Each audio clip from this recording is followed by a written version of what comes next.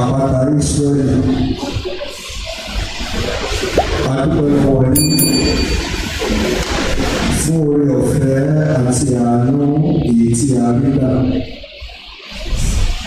Ìwòyí ọ̀sẹ̀ tó kọjá à ń pè ní August, ṣùgbọ́n lónìí a pa orúkọ náà dà à ń pè ní September. Kò ń ṣe nípa agbára wa, kò ń ṣe nípa ọgbọ́n tàbí ìmọ̀, bí kò ṣe nípa oore ọ̀fẹ́ Ọlọ́run. Ilẹ̀ fi dá wa sí, ilẹ̀ fi kà á mọ́ àwọn alààyè. Bàbá láàánú a sọ pé ẹ ṣé Olúwa gbọ́ ọpẹ́ wa.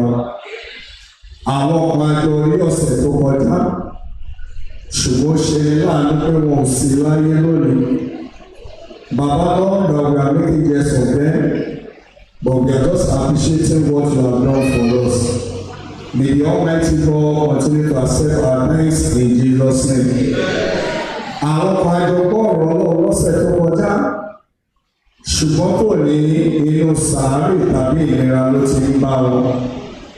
Kò ń ṣe pé àwa dára, kò ń ṣe pé a dára tó bẹ́ẹ̀, ṣùgbọ́n à ń dúpẹ́ lọ́wọ́ rẹ fún àánú rẹ tó ṣe ń fọhùn lórí ilé kọ̀ọ̀kan.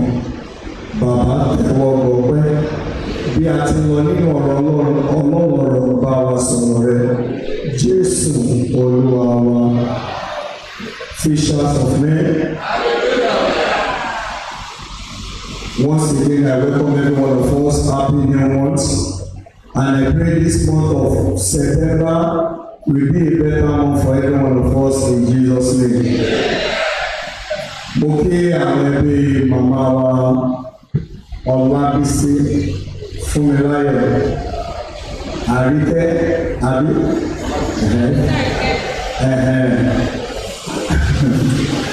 fún wa fún oore ọ̀fẹ́ èyí tí ẹ rí kà. Tí a bá wo 10 years ago, ẹ wo ìrìn àjò ayé yìí.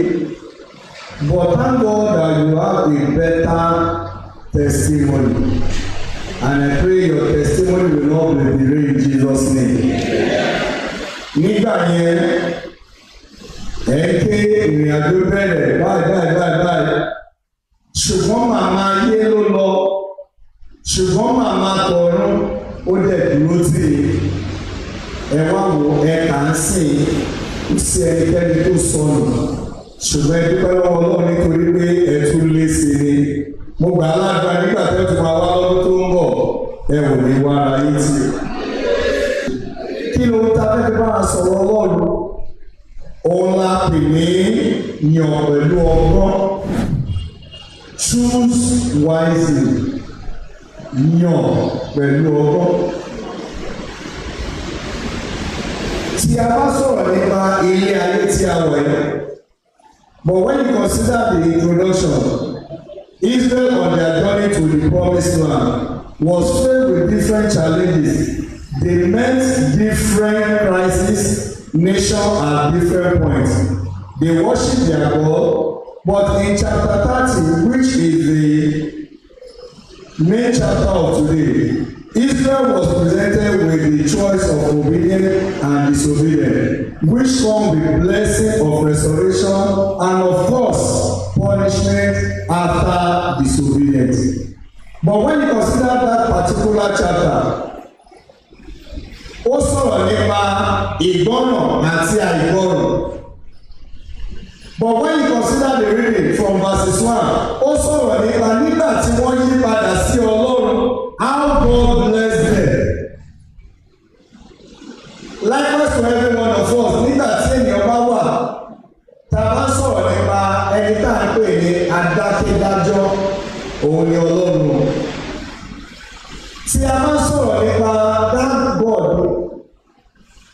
ẹni tá à ń pè ní Ọlọ́run, his thinking is different from our own thinking. Ìkan tó wà ní mindset yẹ ó yàtọ̀ sí tàwa. There are some things that our mama will say, "Oh, what you have done is very very bad." Ọlọ́run adé mú nǹkan ọgbọ́n jáde níbẹ̀. Tí a bá sọ̀rọ̀ for someone to choose wisely, it takes the grace of God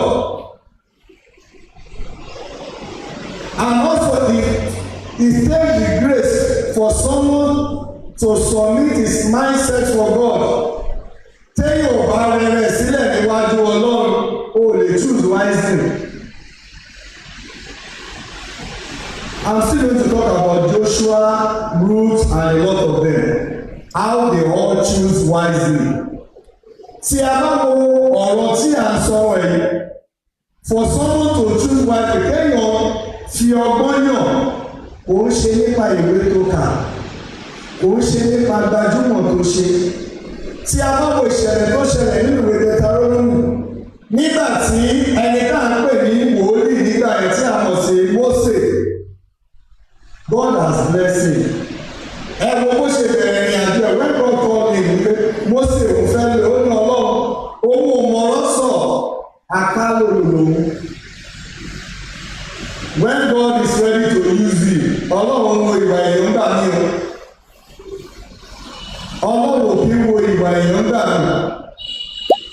Ẹ wo let us emphasize on Joshua, Jeremiah. When God called Jeremiah also in Jeremiah chapter 1, Jeremiah sọ fún Ọlọ́run pé ọmọdé lò, òun ò mọ̀rọ̀ sọ. But when you consider the reading from verse 4, 5, 6 to 10, Ọlọ́run sọ fún ọ pé má sọ fún ọmọdé ni ẹ́. Ó ní ká tó bí ẹ lòun ti mọ̀ ẹ́, òun dẹ̀ ti yà ẹ́ sọ́tọ̀. Ẹ jẹ́ wá wo àwọn tí a lè rí láyé. Mo máa ń sọ̀rọ̀ nípa bàbá tí a mọ̀ ní Shina Rambo. Mo ṣe wọ́ ọ̀nà láti tó rí bá pàdé lóṣù tó bá pọ̀ sí àbí lóṣù tó ń bọ̀. Tí bá rí bàbá yẹn, mo máa wò pé ọwọ́ tí èèyàn ti fi gbé bọ̀, ó wá di ọwọ́ tó fi gbé báyìí. That is God for you. Nígbà tó bá wọ́n bá wa sọ̀rọ̀, Ọlọ́run níbi dáadáa tí ń pàdé lórí òkè yẹn. Àwọn èèyàn tó ń sùn, ìjọ tó bá gba mẹ́ẹ̀kì dání, àwọn èèyàn lè jókòó. Wọ́n á fẹ́ gbọ́. Kí nìkan náà fẹ́ gbọ́? Wọ́n máa ń sọ̀rọ̀ pé àìmọye ẹni táàbí ẹ pa òun ní ti ẹgbẹ́ o. Bọ̀ tí Ọlọ́run bá lè fún ẹ lórí ọ̀fẹ́ láti olúpìwàdà, that is what happened to the Israelites. Nígbà tí wọ́n realize their mistake, wọ́n dẹ̀ padà sí ọ̀dọ̀ Ọlọ́run bẹ̀ ṣe kiri, ó gbà wọ́n, ó dẹ̀ bless wọn. When you talk about serving God, it takes the grace of God. But it depends on your mindset, how you serve your God. Coming to the house of God is something more. But God is after your inner mind. How you do your things and how you communicate with Him. When you consider Joshua chapter 24 verse 15, Joshua nígbà tó ń lọ sápá tó ní ṣé ẹ̀nìgbà ṣùgbọ́n bó ṣe tèmi àti ilé òun ni onítọ̀ọ̀ Olúwa lòun yóò máa sìn because he choose wisely. Èmi àti ẹ gẹ́gẹ́ bí Kìrìsìtẹ́nì, ta ni ìwọ ń sìn? Are you really serving your God? As human life is a series of choice and we are a product of choice we make. They shape our life, relationship and eternity. Just as the Lord presented life, prosperity and death and restoration before the Israelites. Tí a bá sọ̀rọ̀ nípa Ọlọ́run, different category ló wà níwájú Ọlọ́run. Rere, burúkú, dáradára, oríṣiríṣi ló wà. Ó wá níbẹ̀ lórí tí mo fẹ́ dì mí. You call yourself a Christian. You call yourself a born again Christian. Ó ṣì ń yan òdì. Òun rojú ọmọ ọlọ́mọ láìda. Òun ẹni ọmọ làkejì ẹ. Irú ẹni bẹ́ẹ̀ a ò lè pe lọ́mọ Ọlọ́run. A lè mú ẹ with your outfit say mommy you look cute today. Daddy handsome today. Ṣé Ọlọ́run mú ẹ? Ṣé Ọlọ́run lè dá ẹ mú? Èèyàn á máa wojú, ṣùgbọ́n Ọlọ́run ṣe kí ni á máa wo ọkàn. Àwọn ọmọ Ísírẹ́lì wọ́n jẹ oríṣiríṣi pàṣọ. Ibi tí ìyá wọn dé gbà ní ìkan bá dé bì, kílẹ̀ yìí bọ́ bí wọ́n tún bá wọn bọ́. A tún dé bì, kílẹ̀ yìí tún bọ́ wọ́n bá wọn bọ́. Ọlọ́run lè ṣe kí ni ó mú wọn. nígbà tí àkókò ọlọ́run tó táwọn náà bẹ̀rẹ̀ realize their mistake òun ni wọ́n padà sí ọ̀dọ̀ rẹ̀. When you consider that Deuteronomy chapter 30 verse 15 and 19.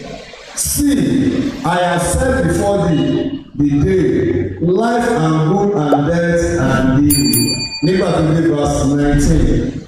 I call heaven and earth to record this day against you, that I have set before you life and death, blessing and cursing. Therefore choose life, that both thou and they seek may live. Ẹ wá wo gbogbo ẹ̀ ló wà níwájú kéde Ọlọ́run. Mo wá ti fi sí ẹ láwájú ìwọ try láti yan èyí tí mo fẹ́ yàn. Just as if you consider Deuteronomy chapter 28, reading from verses 1 to 14. Ìyẹn ni ìjọ fẹ́ gbọ́. Ìyẹn ni olówó àti mẹ̀kúnnù fẹ́ gbọ́. But before you can understand those blessings, ìwọ kọ́kọ́ ka verse 15 to 20. Just go through verse 15 to 20. Ìgbà ẹnu máa ń wò pé yes, kéde tó lè ṣẹlẹ̀ ìbùkún ni fún mi nígbà tí mo bá wọlé. Ó wà ní verse 14 and 15 and 16.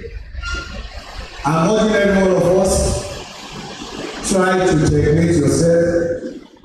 Try to serve your God from the bottom of your heart. Ìwọ náà tí ẹ máa wò pé God, if I should die today, where will I spend my eternity? Tó bá ti wá examine yourself lórí pé yes, tí bá kú lè mo lọ sí irú ẹni bẹ́ẹ̀ ló ráyé wá. Irú ẹni bẹ́ẹ̀ ló ráyé wá. Ẹ jáwọ́ ìṣẹ̀lẹ̀ tó ṣẹlẹ̀, those that choose wisely in the Bible. When you consider Joshua chapter 24 verse 15. But if serving the Lord seems unbearable to you, then choose for yourself this day whom you will serve, whether the God of your father, serve beyond the river, or the God of the Amorite, in whose land are living. But as for me and my house, we will serve the Lord. Tó bá jẹ́ òòṣà bàbá ẹ̀ ló fẹ́ kó parun, ìwọ ló máa ṣe. Bóyá òògùn ló fẹ́ máa bọ́, ìwọ ló máa bọ́. Ó ní ṣùgbọ́n bó ṣe tòun àti ilé òun ni tọ̀bọ̀ Olúwa làwọn máa sìn. Tá a bá wo tí Joshua sọ nípa chapter 24 yìí, the first thing God will ask you is your own. Mo jẹ́ òjíṣẹ́ Ọlọ́run, bí Ọlọ́run tó béèrè iṣẹ́ ìránṣẹ́ lọ́wọ́ mi, ilé mi ló máa kọ́kọ́ béèrè. Nítorí pé kò tó pe Ọlọ́run ló dá ilé, gbogbo ìrìn àjò ẹ̀dá láyé ilé ló ti bẹ̀rẹ̀. That is why when God wants to bless our father, the father of faith, Abraham, when you consider Genesis chapter 12 àti Genesis chapter 17, Ọlọ́run sọ fún Abraham pé jáde. Ẹni tá à ń pè ní bàbá ìgbàgbọ́ yìí tó bá fẹ́ mọ ìtàn Abraham dáadáa ní o rò pé kò sí òòṣà tí o bọ̀ láyé. Ṣùgbọ́n ibi tí ó wà yẹn ó ra gágá Ọlọ́run Abraham jáde. Ibi tó ń lọ is unknown to him. Ṣùgbọ́n ìrìn àjò ẹ̀dá láyé ẹlòmíì ò lè dárí àbí tó bá máa ń bà dání.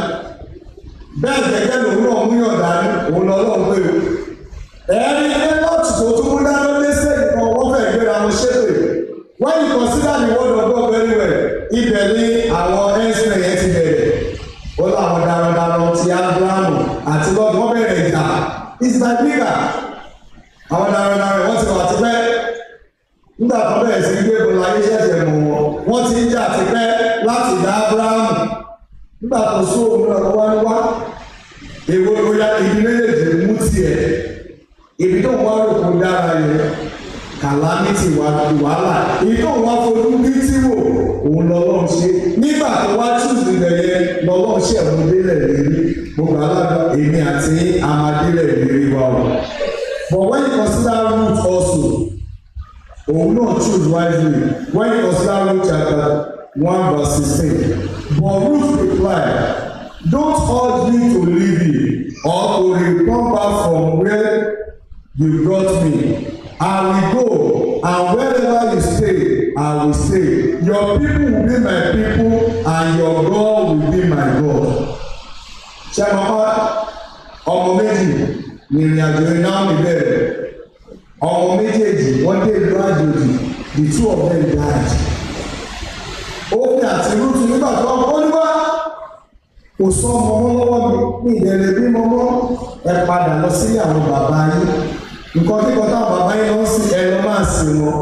But this servant of God that will call you, she made up her mind. Ó ní wá èmi ò ní bẹ́ẹ̀ lọ.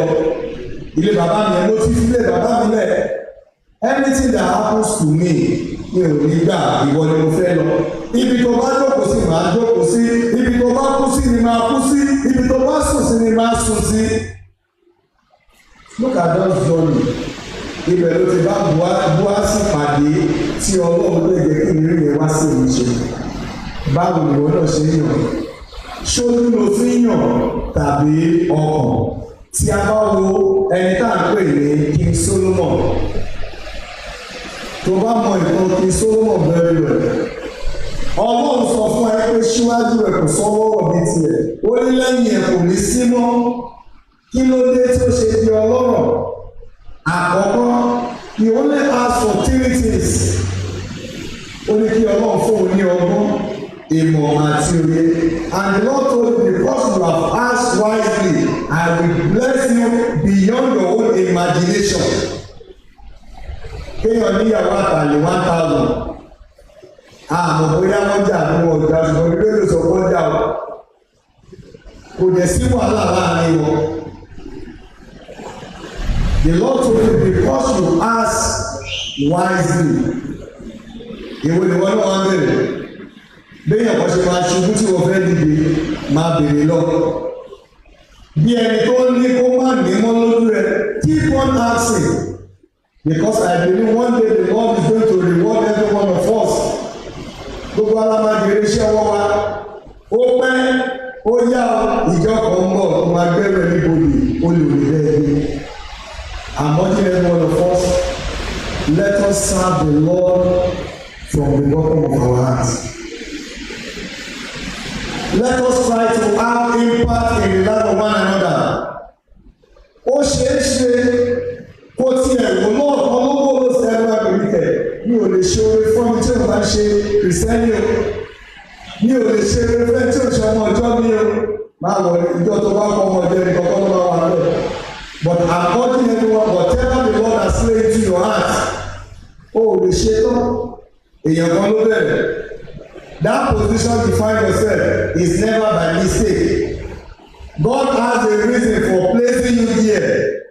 And at the end of your race, you are going to give account of your stewardship. I started the service today, divine service at Olushi.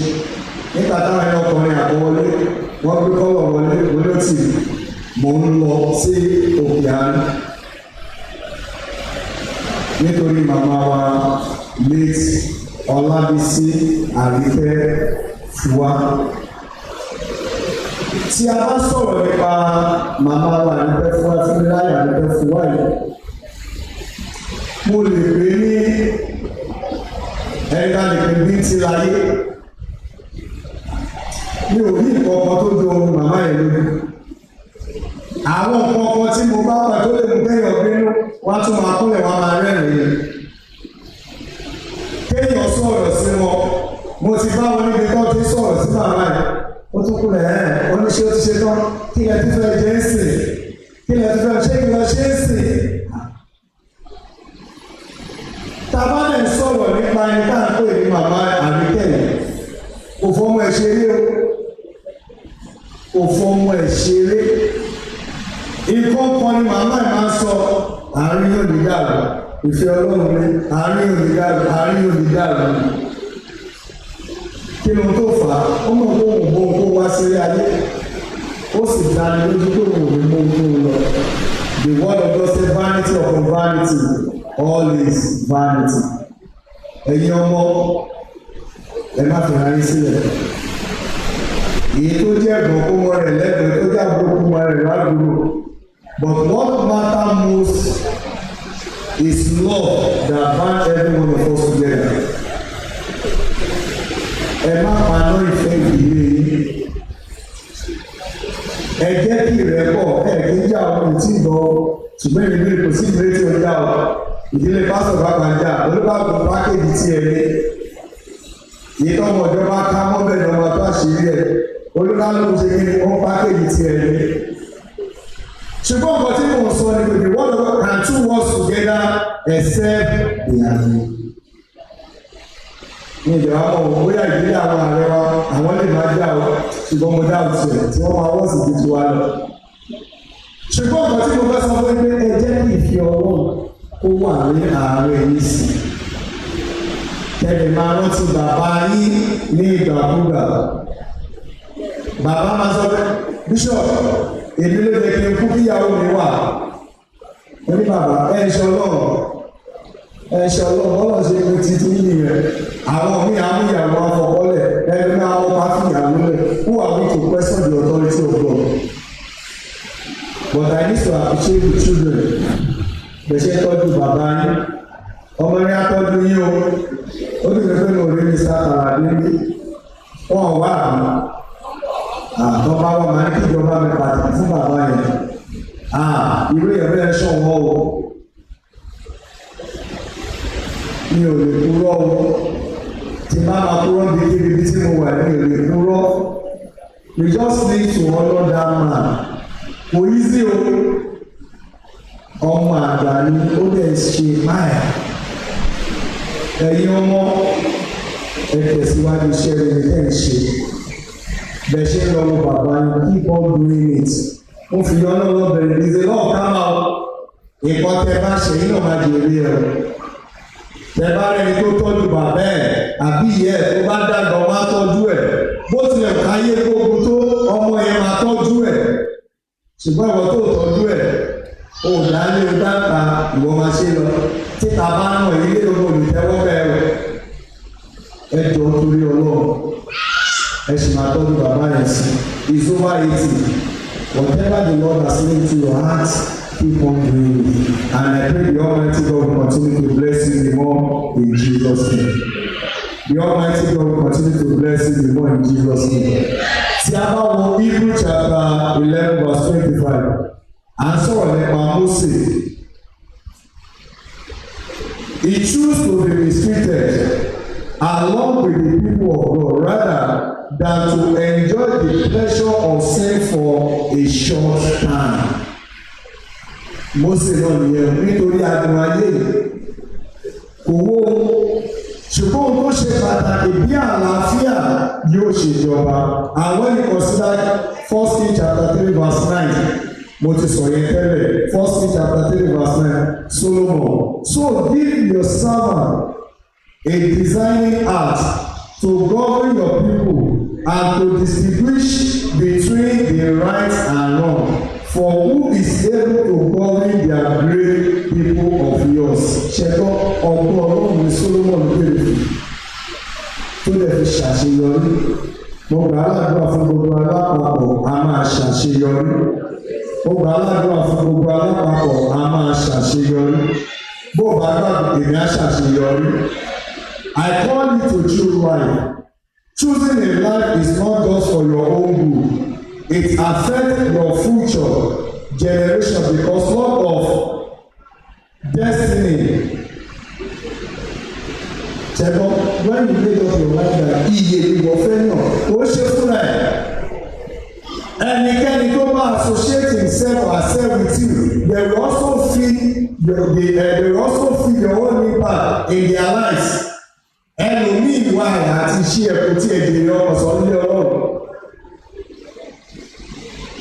Therefore, when you consider Matthew chapter 3 verse 33, Matthew 6:33, ṣùgbọ́n ẹ tètè.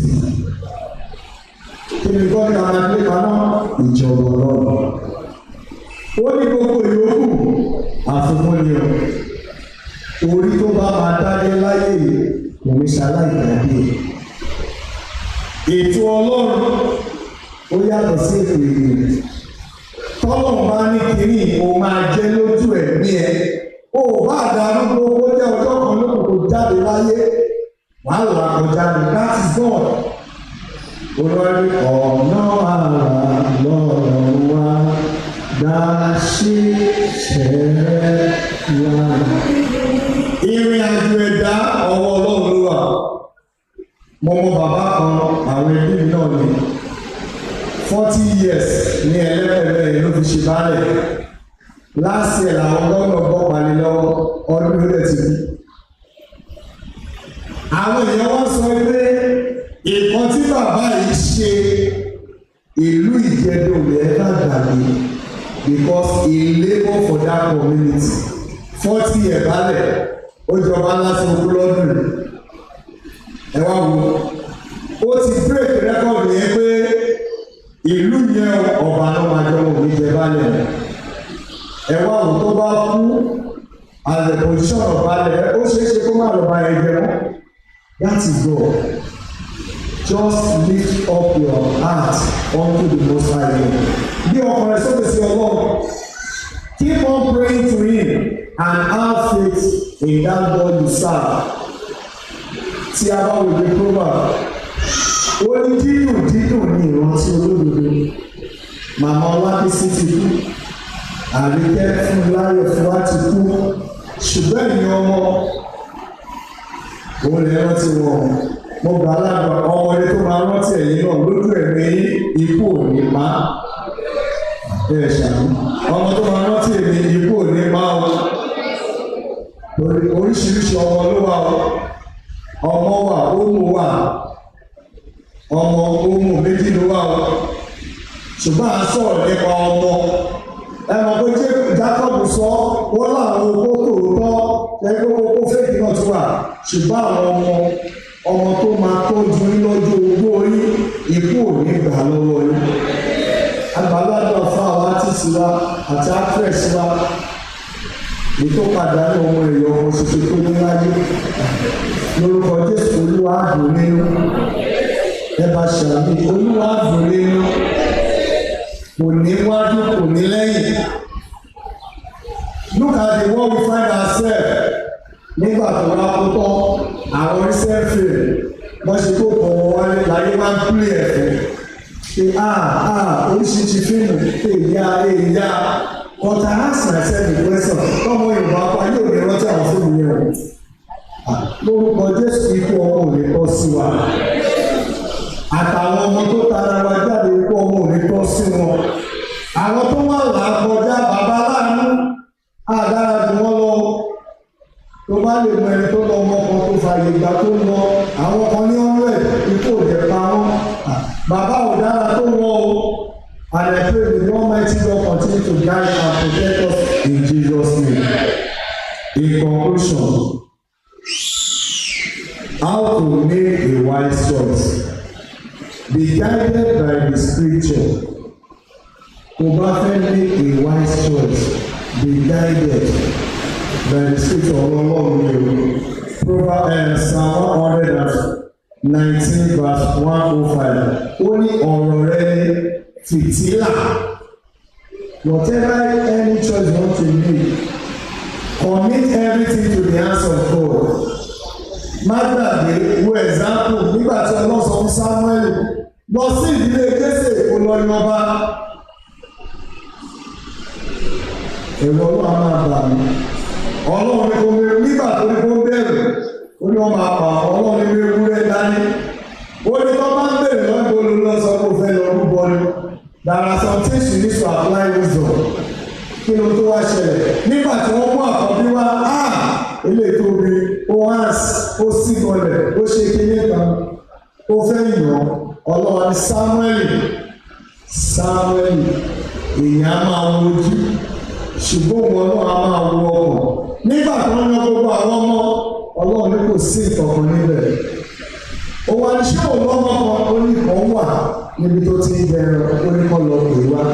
Mo gbà ládùúrà oúnjẹ tó máa jẹ òní pàdánù. Àgbọ̀ we are talking about when you want to make a right choice, choose wisely and be guided with the word of God. nígbà tí Dáfídì dé orí eléyìí lọ́dẹ̀ dá òwúrọ̀ sí lórí. Mo gbà ládùúrà ipò tó máa dé lójú ẹ̀mí ẹ lẹ́tà náà wọn ò ní mú lọ sí lórí bẹ́ẹ̀.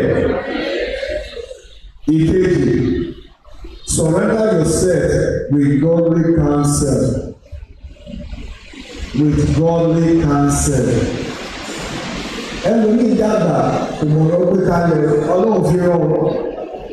Ẹlòmíì ọmọ kékeré ni ṣùgbọ́n wọn bọ́ ṣe settle crisis ìpè ta gbèsè ni.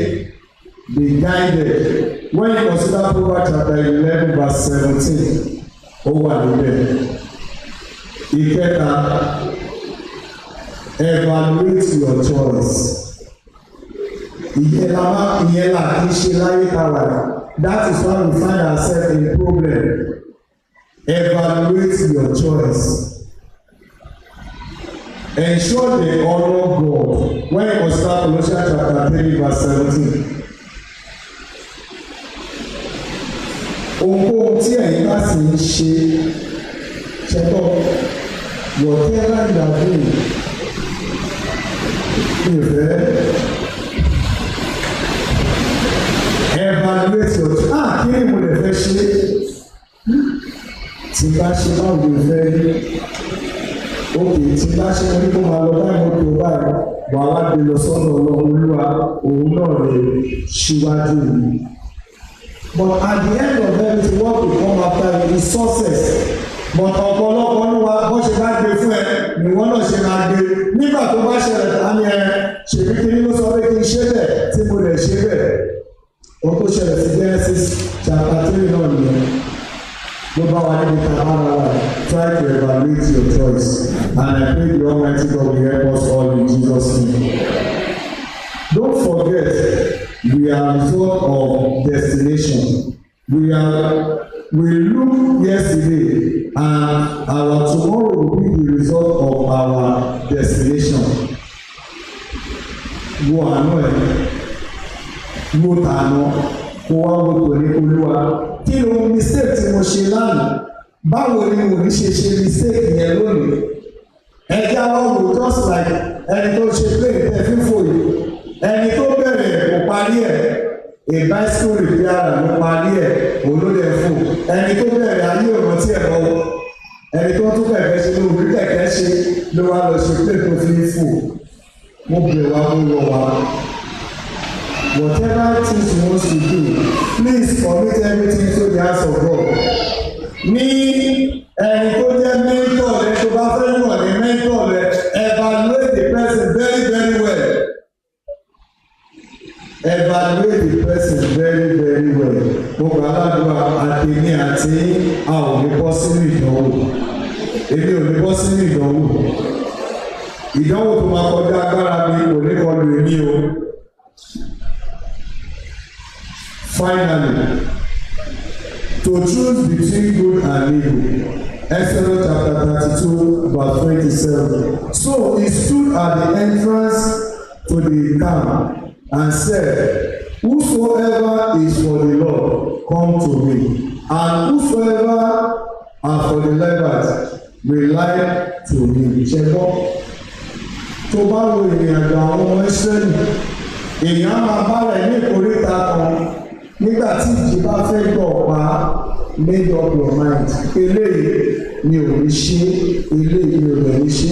Àárín pé nígbà tí ọ̀rẹ́ àwọn tó fẹ́ ṣe ti Ọlọ́run wọ́n bọ́ sí Ọlọ́run, àwọn tó dẹ̀ fẹ́ ṣe ti èṣù wọ́n bọ́ sí ti èṣù. Ṣùgbọ́n at the end of everything, àwọn tó bọ́ sí ti Ọlọ́run ló ṣàṣeyọrí because they choose wisely.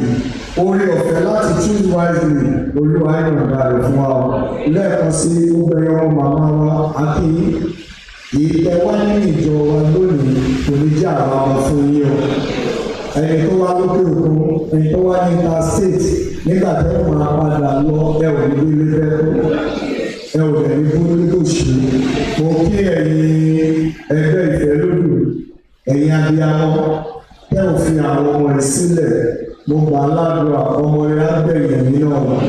Gẹ́gẹ́ bí ẹ ṣe ń pè wọ́n sí àkíyèsí, tó nígbà mi ti bá wọn sọ̀rọ̀.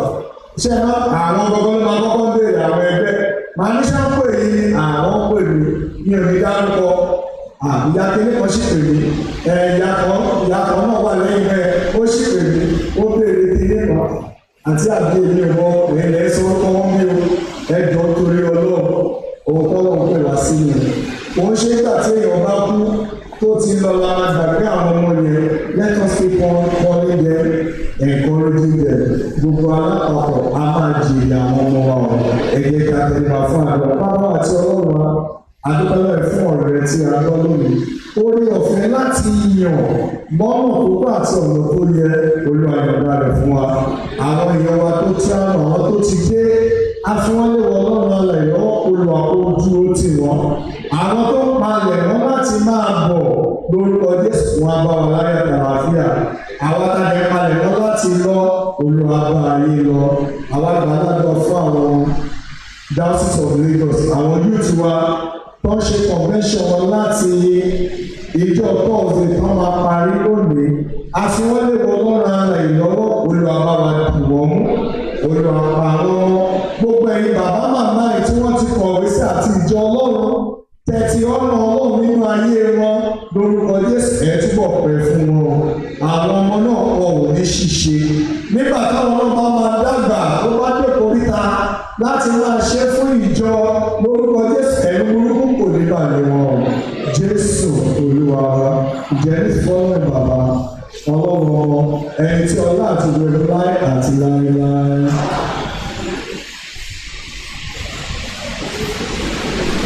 Ọ̀rọ̀ ọlọ́run yìí.